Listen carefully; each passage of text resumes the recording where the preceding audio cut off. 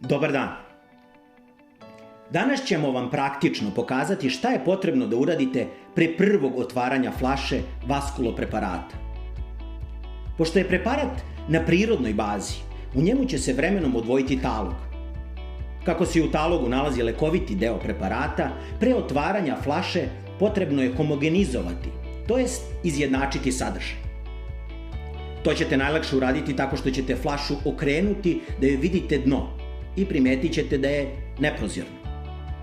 Blago protresite i za par sekundi talog će biti rastvoren u preparatu i primetit ćete kako dno flaše više nije neprozirno, već tamno zeleno. Nakon toga samo nekoliko puta okrenite flašu i sve je spremno. Na taj način ste izjednačili sadržaj i u svakoj dozi koju budete uzimali će biti podjednaka količina lekovitog sredstva. Napominjemo da je pre svakog sledećeg uzimanja preparata iz tako pripremljene flaše potrebno samo nekoliko puta flašu okrenuti u krug. Ovaj postupak ponovite sa svakom novom nenačetom flašom. Hvala vam na pažnji.